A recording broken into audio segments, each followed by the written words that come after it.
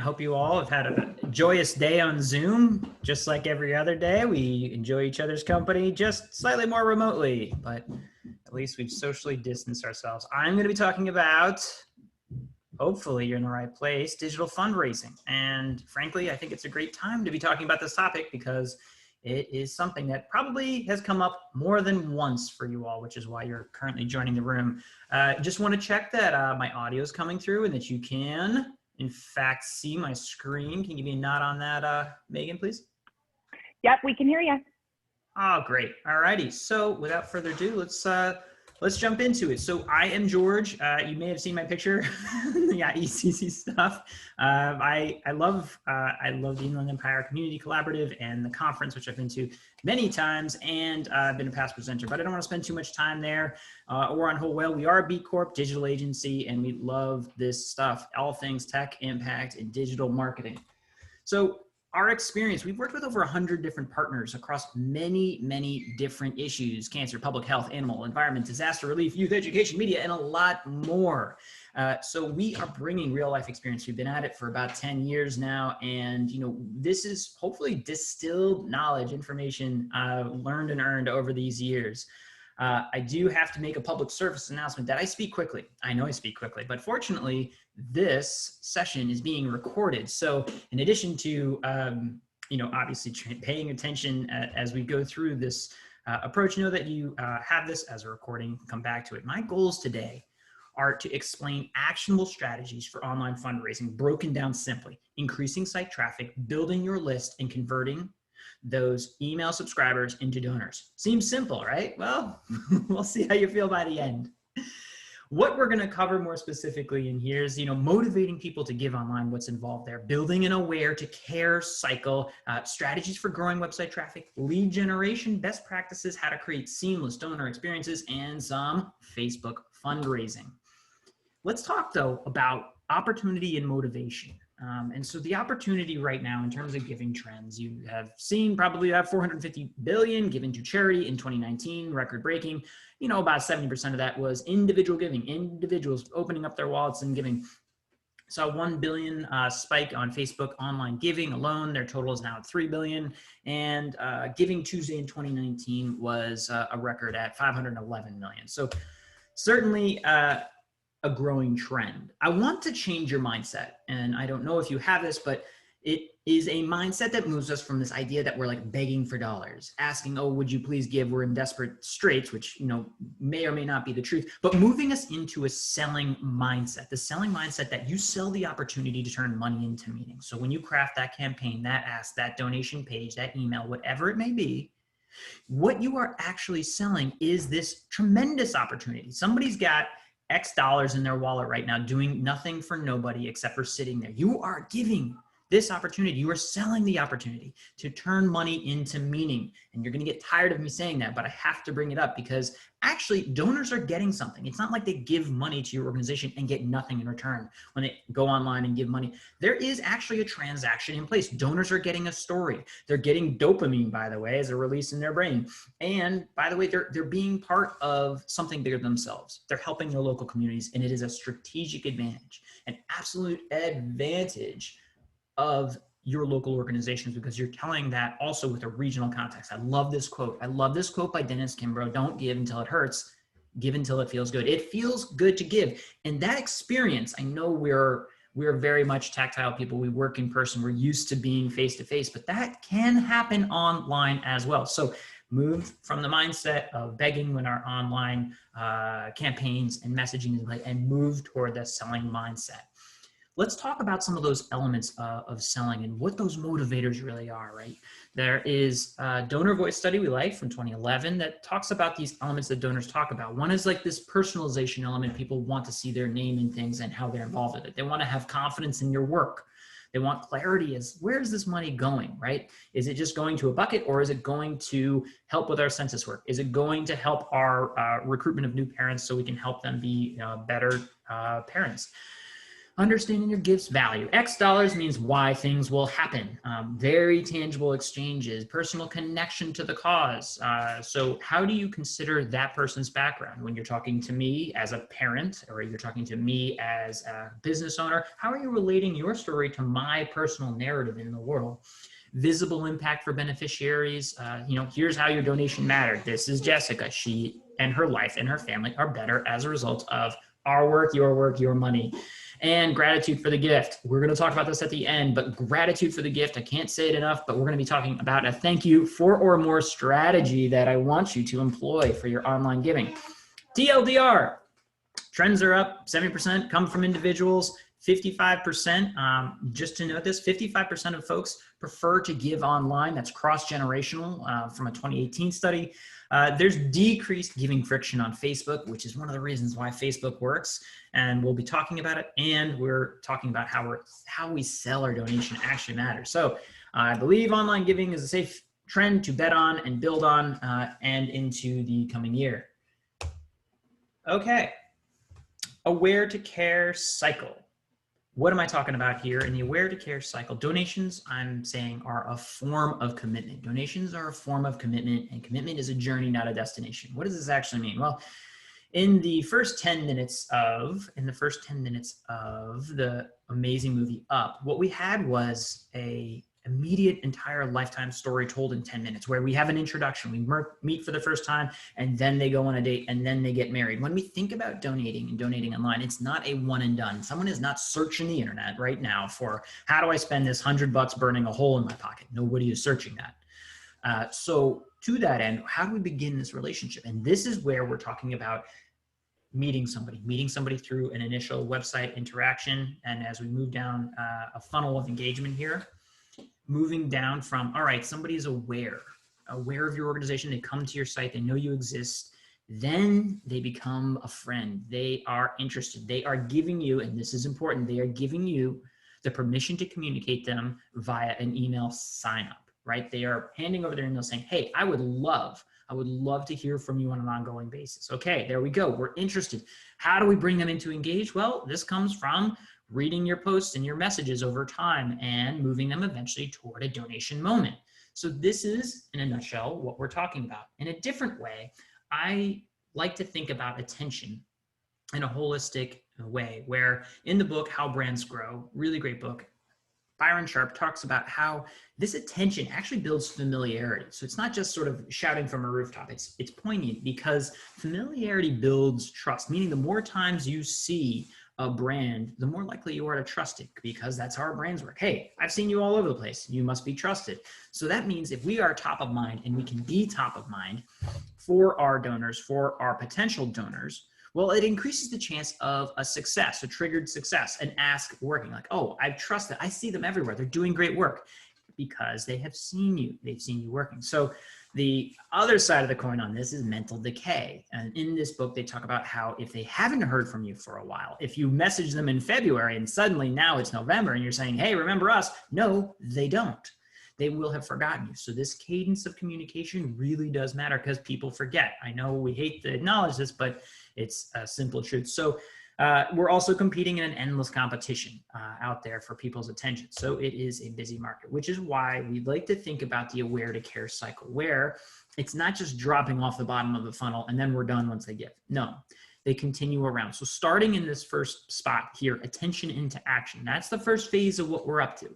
We're running campaigns, projects, anything that are like signups that acquire that permission to communicate is what we're doing. We then move into nurturing up the ladder. What does that mean? Well, we have your email. Well, how are we implementing a welcome series, reminders, alerts, tips? Just think of it as value via email. Have you sent something that delivered a value, a smile, an emotional reaction that brought them into the story of your organization and what you're doing, ultimately nurturing up this ladder of commitment, this ladder of emotional involvement in your organization, so that your giving moment, when presented, a birthday, a holiday, a special event, end of year, whatever the ask may be, they're primed, they're ready for it, and much more likely to convert. And then, by the way, it's not, hey, we're done with you. Those same people, those donors, are still being engaged by those campaigns and projects that you're constantly running. It's not like they stop and turn off all of your content. They're still being nurtured by that same engine that you're building out in this aware to care cycle. So it's a mindset. I think this is also very interesting because it tangibly makes the point that I'm making about engagement and the depth of engagement. In this chart, I'm showing you a level of commitment ascending up. And then on the x-axis, as you go across the types of activities that we would hope to have: a view, a click, a share of a thing, a sign up, a contribute, an invite, donating to your organization, maybe becoming a monthly sustainer, or attending some event in person. Remember when we could do that? So M&R benchmarks of 2020 actually give us these ranges. And also at Whole Whale, we run many digital advertising campaigns, and we can pay for someone to join our organization at any level. It's just a question of how much. So to get someone to donate to an organization, the range is $39 to $242 per donor. So that could be pretty pricey, and it can be a little expensive if you're talking about paying $242 and that person gives you a $100 check. Like, that's called losing money. We're not an airline here. We're a non-profit. So the sign up here, $2.50 thereabouts for getting an email, begins to become more affordable and interesting to play with, and saying, oh, it's a lower barrier to ask. It costs less to get that person to jump onto our email list. Yes, I can slow down a little bit, Kira, but we are recording, and I did make the disclosure. The click, 50 cents to $2.50 for a click from advertising. This is just getting someone to click from Google or getting a Facebook platform, a click from running an ad, and then the view we can pay for people to simply view our content on the platform. So there are medium, high, low barriers to entry, and it just costs more the higher you go. That's all this is proving, showing you that there's value to nurturing somebody that you might acquire to sign up to become a donor and to think about it in this escalating commitment curve. Feel free to toss questions as we go along. If I feel they are super relevant and prudent to what we're tackling, I will take a pause as we go through these different sections. So feel free to toss in questions, because we're moving from the theory into the much more practical, tactical moments for you all. So feel free to toss them in. I reserve the right to skip over the question as I'm trying to fit a lot of content in a certain amount of time. Capturing attention on the web. Every web visitor is a potential donor. I like this mindset. This is the mindset we should have. This is a look at Power Poetry's data. I'm going to talk about the 5 sources of main traffic and then dial them in a little bit more so you understand. Folks are coming to your site, to your presence from 5 major areas. Yes, there are more, but the ones I want to talk about are as follows: organic traffic, direct traffic, referral traffic, paid traffic, social traffic. Organic traffic is number 1, and number 1 for a reason. This is the number 1 source usually where traffic is coming into your site. These are somebody typing in questions into Google and ending up on your site. It's discovery, it's question and answer, or it's finding a resource that you specifically have and answering a need for a potential user. Direct traffic, people coming from direct traffic onto your website. These are folks that either type it in URL into the browser, go directly to your site, or it's kind of also uncategorized bucket or untagged traffic that Google's like, I'm not quite sure where this came from. Do you know? No, toss it in direct. Okay. But in general, direct traffic is going to have a signal that people know you and know you by name and end up going to your site for that resource. So they'll tend to be a bit stickier. Referral traffic. So this is just any traffic coming from a link on another site. So let's say IECC has a link to Mom and Dad Project. Someone clicks it on IECC. They go there. That counts as a referral. 1 bit of referral traffic, 1 referral visitor from IECC. And that's a referral type traffic. This also relates to sort of the health of our SEO, search engine optimization, as we build links and think about that strategy, as well as any sort of like press release strategy that you have. You release it and you have links in there, and then the local Picayune Times happens to write you up, and you end up with links back. So all of that is categorized under referral traffic. Paid traffic, this is pay to play. This is also where the Google Ad Grant lives. Paid search engine marketing, or PPC, and we can pay for traffic to come to our site. Social traffic, and this is, as you can imagine and guess, traffic from designated social channels such as Pinterest to Twitter to Facebook and others. I want to talk about the low-hanging fruit, because the assumption is maybe when you saw this, you're like, if you were running Power Poetry, you're like, oh man, why is social so low? We have to try harder on social. Like, I want you to burn that thought and that idea. The idea is not to have a perfect blend, a mixed diet of, social channel to referral traffic and you expect 20, 20, 20. No, no, no. This is a power loss situation. And what I want you to do is do more of what works. So organic traffic is working. The thought shouldn't be like, oh no, let's do less of that. Like the goal here is more attention. So where the attention is coming from, you can probably double down and get better results. But knowing nothing about your organizations, I'm going to talk about the two smartest areas to focus on inside of the paid and earned world. The Google grant on paid, which I'll get to a little later, and content marketing SEO work. That'll get you the biggest bang for your buck, hopefully, to get more attention to your site. Starting with the Google Ad Grant. I have presented on the Google Ad Grant at IECC before, google.com/nonprofits. It's $10K per month, $10K per month in in-kind search ads. We have a course. That course walks through a couple hours of how to manage this. That's at wholewhale.com/university. But specifically, let's talk about it. Like how to write rap poetry is a query that a young person has written. Now, in this, you'll see that rap lyrics and that ad is a Google ad grant run by Power Poetry. Now, below that, where you see no ad, that's SEO content. So one is paid, one is earned. And we happen to have the top spot for both. Delightful. And guess where that goes? Power Poetry. So we go to Power Poetry's site, and you can see it's 7 tips for writing a rap. Both end up in the same place, but one, again, managed by the Google Ad Grant that we run and earn, and the other one is earned, I should say, by writing content that answers a question. Specifically, we wrote that piece of content to answer that question. So that is how we're thinking about it. For the ad grant, there are a lot of rules and regs. It's not just sort of set it and forget it. There's a number of things you need to do, and that sort of put restrictions on it, max bids and 5% CTRs. So if you are in the Google Ad Grant world, you know this, and don't beat yourself up if you're not maximizing the grant. It is a tough one to, frankly, get 100% spend on. So what we see is, on average, 10 to 20% of regional campaigns usually being used in that sense. But it still makes sense. It's low-hanging fruit, and it's worth a shot if you haven't had it. If you haven't had it set up, it's worth pursuing. Now, let's talk about search engine optimization, content, SEO.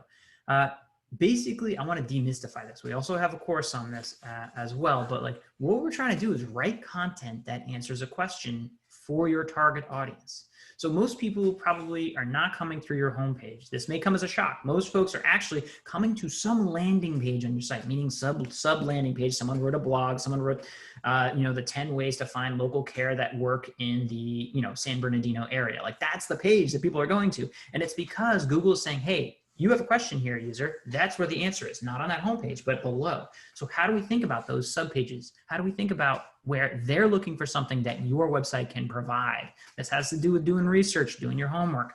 And I'll show you some fun ways to do that. We want to structure and also host our content so that Google can find it. And we want to build relevant internal and external links to make sure that it is connected to our overall structure of our site. And it's a process. There are people that are entire companies that are dedicated to just doing this. So I'm oversimplifying it, but this is a good start to go with because there's so much traffic to be had when you begin to even understand the basics of this and pulling that thread a little bit. When you are thinking about this is so powerful, but this is like the right answers when people ask the questions that are directly or even adjacent to your organization. So you could imagine somebody typing in is immigration. What happens with this is you can do this on your own machine. You type it into Google and that autocomplete is actually not just random. This is statistical data based on trillions of searches of how most people finish that sentence. Think about that for a second. We have the most powerful AI ever created, helping us understand that when people are typing in an immigration question, starting with this, is immigration, is good or bad, or in the Constitution. Now think about if you are working on this cause and there's maybe misinformation, is global warming space like a hoax or good for plants? Like there are conversations being had, questions being asked, and this is being sorted by most probable way you finish it based on other people searching. People are asking these questions and you can find out what they are and then say, oh, this is related to our organization. So this is just a starting point to give you some ideas of how to go about it. You can also do a lot of keyword research and grow attention. You can look at Google Trends. Great site. I'll just post this in Google Trends link, but you'll also, and remember, it's recorded and you have access to this. It's just google.com/trends. It's so much fun. Don't go to it now, go to it later. Moz is also one of the best one-stop shops for just if you want to go deep into studying keyword analysis. That's where top SEOs, search engine optimizers, go and hang out. Whew. Lots of stuff. But again, the game is becoming an authority so that you show up for your how to write a rap poetry, right? And we thought about our audience, a young person, for Power Poetry, because it's a safe, creative, free place for young people. And then we said, all right, what is that question that they're asking? Oh, they are interested in writing rap poetry like folks that they appreciate. And by the way, rap is a form of poetry. Perfect. And we wrote this article specifically for this and then advertised it as well as earned it. And frankly, more search traffic is more audience. It's more attention. This is an example just of the Google ad grant alone over the time and years, well over 1 million sessions. And, we've spent a lot of Google dollars. So it can work. Although I will say we are of a national audience. So it can be a bit easier for nationally focused campaigns and organizations to maximize that Google ad grant. A big note, you're saying, oh, well, what about social? Like we're big on that. Like, sure, but we have to acknowledge that organic social is not what it used to be. Only 4% of nonprofits on Facebook pages were reached by posts in 2019. That means even though you have 100 people on your page or 1,000, only 4% of them are actually seeing that post that you make. And by the way, this includes Instagram. Instagram, owned by Facebook, is doing the same exact thing to organic reach for organizational accounts on there. So it's, we can throw up our hands and be frustrated, but that's kind of why I have an asterisk on social when we're moving on attention. Big picture, I want you thinking about turning attention into action and not letting our site visitors be ghosts in the night that come and go. We have to get them into that next step, that email sign up. So nicely leads us into acquiring donors. Again, I encourage you to toss in a question if you have it as we go along. Should there be time at the end, we'll also be answering questions, but I like to make sure if I'm losing you along the way, if you want me to reiterate a point, that I might as well do it while I'm in the middle of the slides at our anchor points. All right. Acquiring donors. The aware to care cycle comes back. Nurture up the ladder. So nurturing up the ladders is the phase that we're in the welcome series. So how do we acquire this? What are we up to? So with the attention into action, I want to walk you through a little step by step. We have somebody who is aware they have web traffic coming to a page. There's a CTA, call to action. The website email is captured. Then we move into a nurture phase. Literally, what we want to do is pay attention to the first 45 days. I'll say it again, in the first 45 days, it's a sort of statistical milestone saying like, if they haven't given in that first 45, the probability that they give decreases. Obviously, it depends on the time of year and the way they're acquired, but as a general rule, I like this guidance because it helps us think about how we're setting up the nurture campaign, the welcome series, the automated emails that happen when somebody registers for or signs up for your email list. So it's not the marketing things we send up, it's how we're nurturing them. And then how do we move toward a gift triggering moment and how we're making that ask. And by the way, during this nurture phase, we can also be running remarketing ads and increasing social engagement around that audience if we want to. Why am I obsessed with emails? Well, Seth Godin wrote an awesome book, Permission Marketing, early 2000s. Actually, it seems like a long time ago, but it mattered. And he talks about it as giving people the chance to volunteer their attention. And if you give that, you'll build a better customer base. It's a fundamental for so many businesses. And you'd be surprised when you really pull back the curtain on so many businesses, how much they actually quietly rely on email. I mean, Facebook famously grew on the back of actually the alerts that brought you from your inbox back to the platform in early days. And even still, it triggers that a little bit. But emails are a lower barrier to ask that lets you continue the conversation rather than letting someone run away. It's an owned organizational asset. It's a communication bridge that Facebook can't turn off. I'll say it again. One person acquired on your social platform on Instagram right now is worth less every single month as they reduce your ability to reach them, to communicate directly to them. Now I'll put an asterisk there. Yes, Facebook groups are different. Facebook groups are a little different. On that, in that they still allow direct communication, but tell you what, I don't trust Zuckerberg as far as I can throw him. I'm a strong guy, can't throw him far. So again, email first is where I consider the main asset of your organization. And it can be connected to larger data sets. This may seem like a sub point. I made it bullet point 4, but I really want to make this Really, really important. I see the question there. Just really quickly, is the Google grant overrated? Yeah, sure. I think for many people, they assume, and I say $10,000, that there's like, oh, found money, it's free to use. It's like, it takes time to manage. And by the way, there's a lot of rules and regs associated with it. So you have to be a little sharper than you needed to be in the past on those sort of rules and ways to optimize it. And by the way, even when perfectly optimized, it depends on the type of organization. The max upside potential may only be $500 or $1,000 a month. But those are real dollars and real opportunity. And by the way, I believe you can also, train up volunteers. If you have like a course and a training program, you have to, set it and run with it. I think it's overrated, but it's still rated. It's still free money. Don't look a gift horse in the mouth sense. The best strategy for individual donor asks, I will get to a bit and push me on that toward the end. And what advice can you give to small organizations who don't have staff time to keep up? Yes, we'll layer that through as we go in as well. And okay. Oof, whole bunch of questions. Thank you, Megan, all at once here.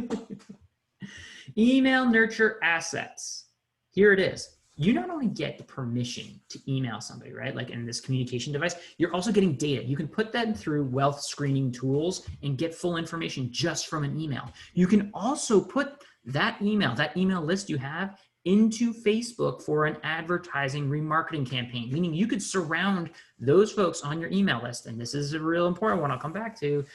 You can put them on a list and message them at the end of the year or any time of the year through ads. You can also build a lookalike audience, meaning that Facebook is going to look at the statistics and analyze what the thread is there and build an extra audience that mirrors that and increases the pool of folks. So people that have already given or people that have already been on your list are more likely to be like these other people, and you can advertise to it. There's so much data, wealth of information inside every single email. So those are real assets for your organization, which is why I want to talk about this as no more dead ends. On your website, I don't want any more dead ends. And frankly, here's the whole whale bottomless site. And if you think that having a newsletter tucked in the bottom right corner of your site, the least traffic viewed area, is doing enough, I'm considering that a dead end. A dead end is when I drive down a street, I'm like, oh man, there's nothing to do here, I'm gonna leave. When they get to the bottom of a page, when they look at the page of your content and there's nothing left to do and there's no call to action, that's a dead end. So what does Whole Whale do? But wait, there's more. We toss these, get our best resources. We're trying to produce a value exchange for email. But that's not it. We also have, when we have relevant content for GivingTuesday, we've got, hey, are you ready? Hey, clock is ticking. Here's your action plan template, something of value in exchange for an email. But guess what? We also do this for fundraising. For into fundraising, if you like this resource, check out our course. Enter your email to get informations. And it doesn't stop there. I also am shamelessly pointing to this join the pod general email acquisition. I think you're getting the point, but let me make it. Yes, these are all pop-ups. Thank you, Jennifer. These are pop-ups. The first ones here, but wait, there's more of those were inserts in the actual content of page. But I'm just showing you the various ways that Whole Whale is saying like, hey, these are value in exchange for email asks. Like, why would you give your email type of moments? The me shamelessly pointing. And it doesn't even stop there. We also employ our very cute mascot turtle saying, don't sleep on email, download our nonprofit guide. So we are just, we're constantly looking at different ways of sending our pop-ups out there because an email is worth so very much to us in our plans, in our marketing. Pop-ups, they work. So this is the general sign up and we see this time and again. And then all of a sudden it's just a huge increase in the rate of acquisition of emails from traffic. And we've seen, market increases. So these are basic tools, Opt-in Monster or Sumo. They sit on top. They're a layer on top of your existing site and code. And regardless of what you're built on, you can toss this on your site and start to run pop-ups. They're worth it. And in the sort of category of, hey, we're a small staff, what do we do to make the most impact? I would consider spending an hour playing with this and saying, hey, let's just put that pop-up on. Yes, they're annoying. Somebody of you may be saying, I hate pop-ups. I hate pop-ups too, but I like data more and I like building a group of users that care about your organization more. Yes, they work with WordPress and Drupal and any other site. They allow you to enter in JavaScript. It's a little bit of JavaScript that sits on every single page of your site, so it can be implemented that way. All right. I've been talking about value promise. So sign up asks versus value promises. We can play with even more ideas. I talked about that content locker. The content locker is just basically that giving. Remember I had that GivingTuesday form. I was like, hey, enter your email in order to get this, download this resource. So think about, if your annual report, think about if you had a survey release of data or some 11-step guide that's super helpful. You can set that up behind a content locker. Somebody puts in an email and immediately gets it. Commonly seen also with white papers as well. We can do inline landing page asks. So these are just inline asks. So I said you can just insert the reason to give inside of a copy that you've already written. You can also get more creative with campaigns like petitions. Head on over to change.org and take a look at some of the petitions that are adjacent or using some of the cause related things that your organization does. Same thing with pledges. You can also do this with support letters. I am a huge fan. USO is a former client of ours, and I think they're one of the most clever online strategy campaigners out there right now. But this is a sign the card, and guess what? Signing card means putting your email into the system and sending an awesome message to the folks in the Navy. So after that, they also bring you through additional flows. So these are all things that you could all maybe potentially employ as a campaign that move the traffic, right? The people that come to your site into emails. Easier for me to pop, at least. Yeah. Don't underestimate the instant donation page. Signups mean you have attention and momentum on your side.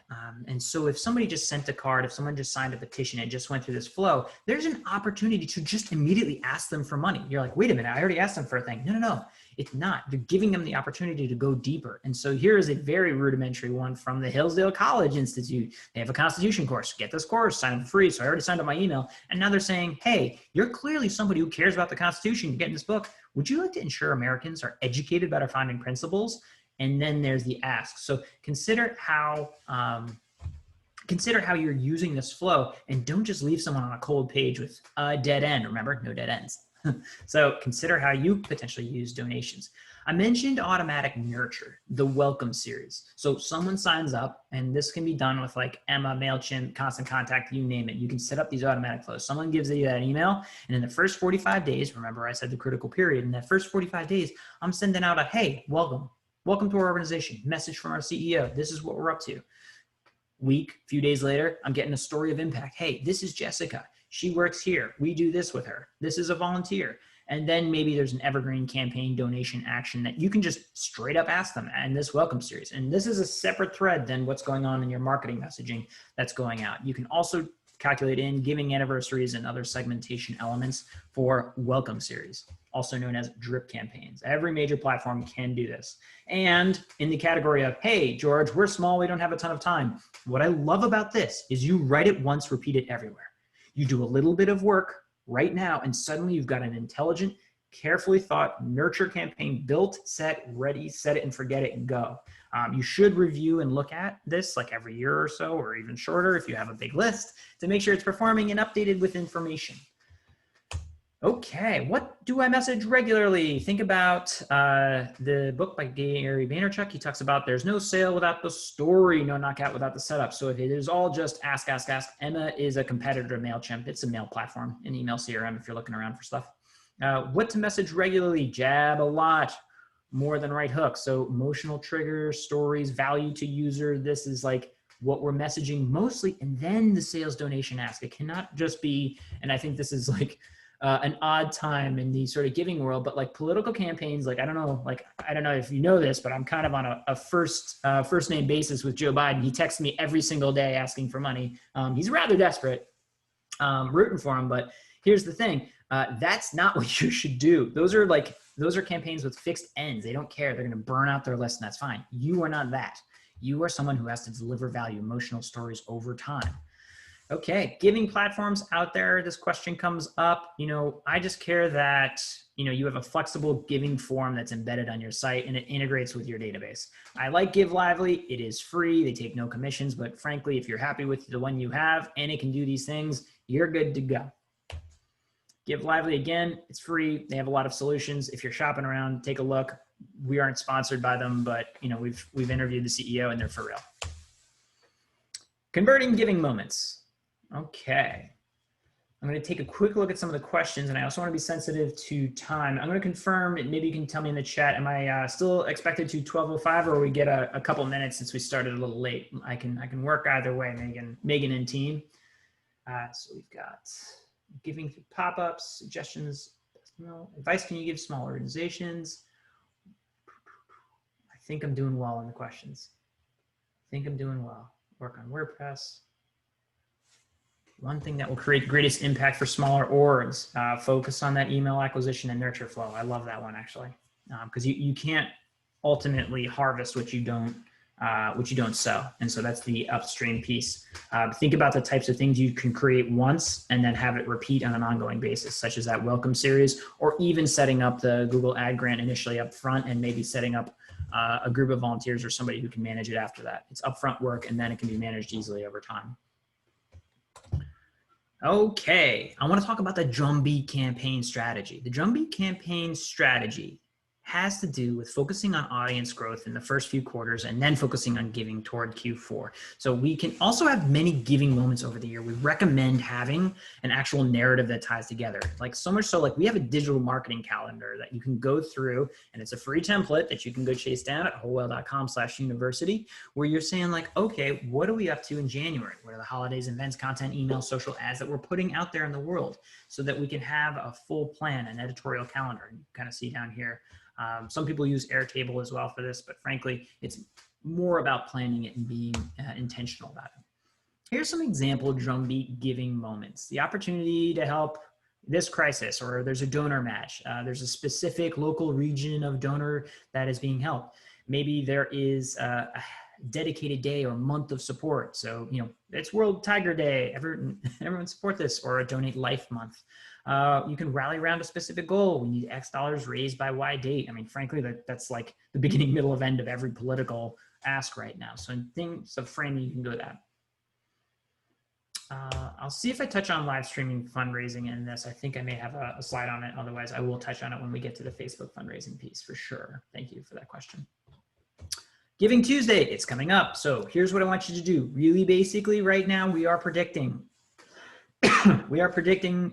over 600 million being raised on the day. So we think it's going to be another record-breaking year. I want you to create a calendar invite to share with your bigger supporters, so they put it on the date, and that calendar invite should have information about it. I want you to send a thank you to any existing donors the prior week and invite them to this. You can do it even 2 weeks out. Invite them to this calendar invite. Just, hey, put it on the calendar. You're someone who knows us. You're someone who knows our work and our story. We need you to tell our story for us, because that is where you're going to get the create a Facebook fundraising guide page, create a little Facebook fundraising guides around Giving Tuesday, and maybe even end of year fundraising. And we have tons more tips about this. So it's coming up December 1st, mark it on your calendars. This is one of those things you can do once, and it's a pretty lightweight way to kick off the giving season. Facebook fundraising. Okay, Facebook fundraising. This is a big one. Why Facebook? Look, when asked the bank robber who they said and why he robs banks, it's because that's where the money is. 1.7, close to 2 billion active users. That's where everybody is. There's been to date over 3 billion, soon to be 4, in donations through that platform, through their peer-to-peer giving tools. And it's 0% fees, which is kind of awesome. You know what? I will acknowledge these sort of like pros and cons here. Some of the cons, like, look, it's hard to set up and get a verified page on donations. That's frustrating. You don't get the full data, but we have a little way around that. It's hard to do stewardship. Facebook owns the relationship, and you don't get the emails, right? Facebook's just getting credit cards. And also I have to acknowledge, very frankly, like the stop hate for profit and very clearly boycotts going on. I respect anybody who's on either side of this sort of argument with regard to like, hey, we're going to follow the boycott versus not. Ultimately, your decision really, when you take a stand on an issue, depends on where you sit. And I'm going to acknowledge the privilege of somebody who can say, hey, we're going to turn off Facebook donations because we don't get any, versus someone's like, hey, I get $50,000 a month on this. And if I turn off and stop hate for profit and I turn off my Facebook, it means I have to fire somebody. So I'm going to talk about it openly as a tactic because it works. And on the pros, it's frictionless. The fees are 0, billions raised peer-to-peer, and there's no build needed. It's already in there. I'm donating on the platform. What I'm going to talk about here, there's the 2 ways, right? Unless you are registered, right, the donate sign up, what happens is you're taken offsite. This is bad. We don't want you to donate through another website. We want this pop-up to be triggered. So if you had it set up properly, this is what it means. You can donate directly on the platform. This is the frictionless way that we really like to see things and have to have things set up if you want the full advantages of the platform. Some tactics. Birthday fundraisers, general peer-to-peer. So birthday fundraisers are huge. If people donating their birthdays, general peer-to-peer, landing pages on your site that talk about and encouraging fundraisers. Facebook Live donate-a-thons are popular. Click to donate and donor stewardship after the fact, and I'll talk about some of these. So here's an example from the Refugee and Immigrant Center for Education and Legal Services. They have a landing page. We have it down here where they talk about, and this is back a bit early in a campaign, the rates of how to use different copy and templates for people to quickly do it. Because people actually, if they're going to run a fundraiser for you, need some of this information. So make it easy for them. Say, hey, here's this template. This is that landing page that you can also create around GivingTuesday, saying, hey, here's all the information you need to talk about our organization in the right way for that campaign. Birthday fundraisers. Okay, so this is a funny one. Two different case studies here. One is both are from Lung Cancer Foundation of America, a client of ours, and so they ran a campaign during the summer called Cancers Against Lung Cancer. People with birthdays between June and July. So we targeted the astrological sign of people on their lists, and then said, hey, donate your birthday, your cancer birthday, to fight cancer. We saw 6x return on ad spend, ROAS, on this, meaning when we spent $100, we got $600 back when we were advertising this through an opportunity on the platform. And not only that, we can also run ongoing ads on Facebook that allow us to target people who have birthdays coming up, and we'll get more into that. So Facebook advertising for donations. We can get donations directly through Facebook. I've already established that by promoting a post with a Facebook donate button. So this is possible directly for that. We can also use it for event fundraisers, which is another clever way to promote an event that's actually a fundraising event. Getting back to that Facebook Live question, like running that event and then promoting it, you can run ads to get RSVPs for that, or also direct donate. Facebook Live Donate, and they have a live API, so you can push to it from a lot of streaming. Technically, we could shove this, if we wanted to, directly onto Facebook. We can save the recording, and we can make it scheduled as well. It's a potent tool, and you can layer in, if you've got your approved donation ability for your page, you can put the donate right next to it for a live donation thread. Here's an example from the Cincinnati Zoo and Botanical Garden that literally all they did is like, hey, the zoo's closed, what do we do? Well, they brought out animals and put on a show, just saying, hey, here are the various animals that we have, here's how they care, here's information about them. And you know, it's kind of easy when you have a zoo at your disposal, but they have a donate button on the side. So they promote it, you put it in an event, and you can even advertise that event to get people to show up. So those are some Facebook Live questions here. Question, is Give Lively a donation portal that gives you the full amount of donation opposed to PayPal takes 2% donation portal? So that's a good point. So Give Lively takes no fees off for their platform use, but there's still credit card fees associated. But if people give via ACH or other means, then like it is zero. So I want to be clear, like Facebook is 0-0. They eat the fees. Give Lively doesn't eat the fees. Right now, I don't know of a single consistent platform that eats the fees of credit card costs. If someone knows one, toss it in the chat, because I'm constantly learning new things. But any portal that you're paying for is like, usually it's the fees of credit cards and PayPal or whatever, Stripe. And then there's a layered like platform fee. So this doesn't have that. Or they do if there is one that is free, they ask for a roundup or a tip to the organization, which I do not like. A tip to the like, a shell organization, something like that. I don't love that. Facebook Live Donate, just to show you, you can share it on your page. You can run ads, as I mentioned before. It couldn't be easier. Here's just a sample of, oh, it starts this associated with this information. Okay, firing off any questions. We're doing pretty well on time because, as I mentioned before, I speak quickly, but I can go in, especially if you have particular questions about any of these areas. Thank you so far for your questions. Okay. Alrighty. Don't you want to know the one secret to retention? You probably can guess it.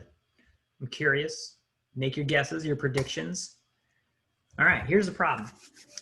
Only 1 in 5, 20% of first-time donors, statistically speaking, from AFP's data and some others that we've seen, only 1 in 5 first-time donors repeat their gift. That means someone's going to open up their wallet today for your organization for the first time, and there is a 20% chance they come back next year, meaning you're losing 4 out of 5 people. That's a lot. That's a leaky bucket.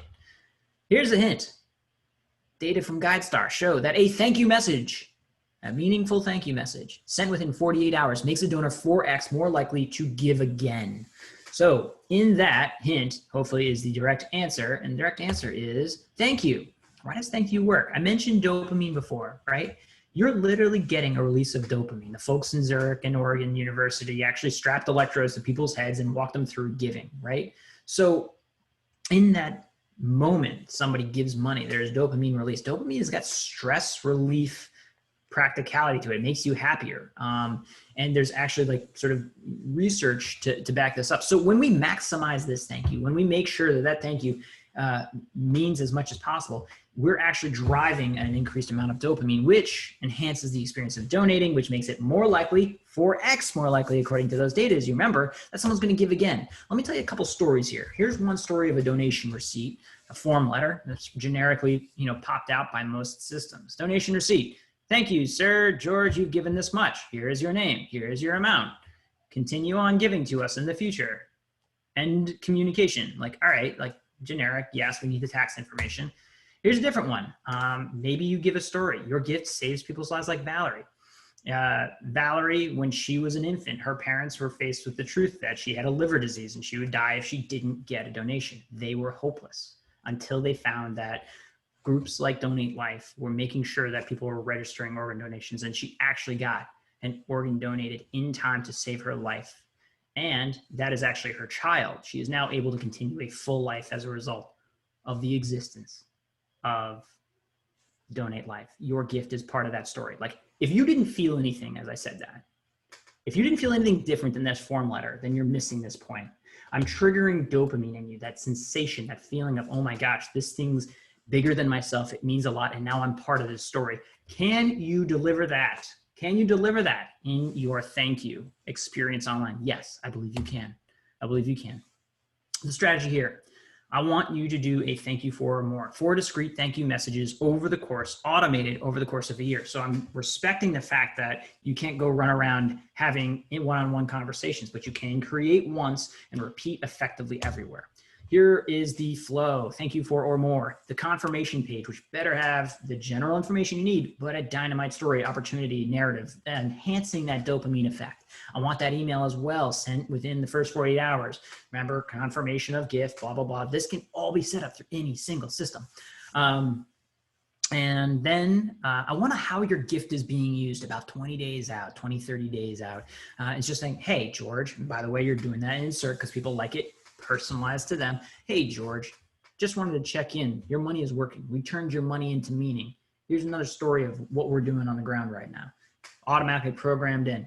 Then around Thanksgiving, pre-holiday-ish, right? I want you sending out that maybe that GivingTuesday notice. Or, hey, this is coming up. By the way, you gave over the course of the year. You're one of us. You understand our story and you can tell it better than anyone else at this point. Hey, would you mind sharing this? Would you mind putting this event on your calendar and letting a few folks know?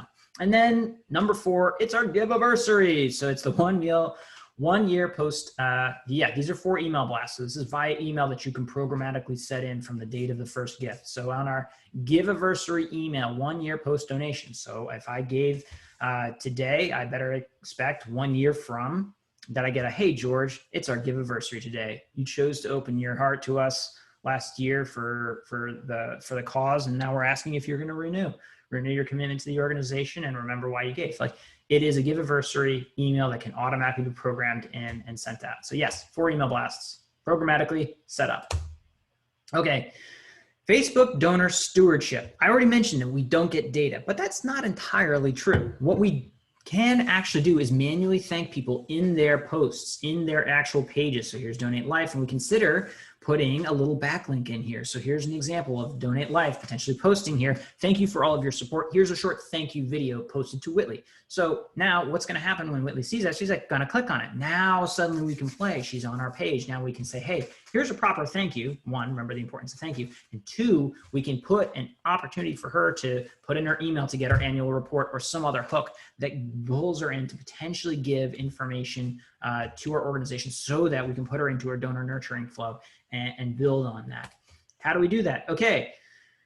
I feel like a broken record, but we have a tool for that. We've got a course for that, the Facebook Fundraising Dashboard. So this tool will actually walk you through how you pull the data out of your Facebook backend page, download that CSV, which is a bit of a mess of an Excel, and nicely format it. So then you get, oh, we're actually getting data.